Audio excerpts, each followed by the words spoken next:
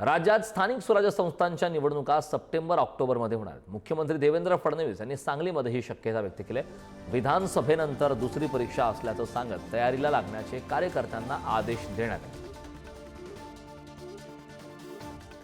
आता आपली दुसरी परीक्षा ही सप्टेंबर-ऑक्टोबरमध्ये येणार आहे, ज्यावेळी जिल्हा परिषदही होईल, महानगरपालिकाही होईल, नगरपालिकाही होतील।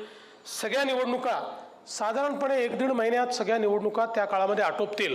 कदाचित जिल्हा परिषद आणि नगरपालिका एकत्रित होतील किंवा एक 5-7 दिवसाचा त्यांच्यात अंतर असेल आणि त्यानंतर 15 दिवसांनी महानगरपालिका होतील। साधारणपणे जे काही जुना अंदाज आहे त्याच्या आधारावर हीच कार्यपद्धती आपलं जे इलेक्शन कमिशन आहे ते नेहमी अंगीकारतं। या संदर्भात ताजे अपडेट देण्यासाठी आपले प्रतिनिधी श्रेयस सावंत आपल्या सोबत जोडले। श्रेयस, आपण पाहतोय की स्थानिक स्वराज्य संस्थांच्या निवडणुका प्रदीर्घ अशा प्रतीक्षेच्या कालावधीनंतर आता लवकरच होणार अशी माहिती फडणवीसांनी दिली। काय ताजे अपडेट? अगदी आणि नेहमीच हा मुद्दा समोर आलाय, कारण की ह्या निवडणुका होणार तरी कधी। अजून विरोधक जे आहेत ते सरकारवर नेहमी आक्षेप दर्शवतात की ते निवडणुका घ्यायलाच तयार आहे। मात्र आता जेव्हा मुख्यमंत्र्यांनीच वक्तव्य केल्यानंतर आता एक वेगळं वळण ह्याला लागलेलं आहे। आपण म्हणतो तर मुख्यमंत्र्यांनी आपल्या वक्तव्यात सांगितलंय की सप्टेंबर-ऑक्टोबर किंवा नोव्हेंबर या 3 महिन्यातच ही निवडणुका होणार आहेत।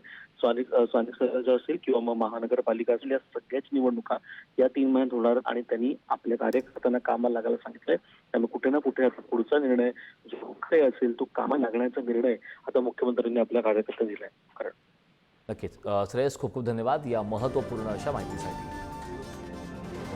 मिनी विधानसभा असले जिल्हा परिषद, पंचायत समिती आणि महानगरपालिकेच्या निवडणुका आता लवकरच होणार आहेत।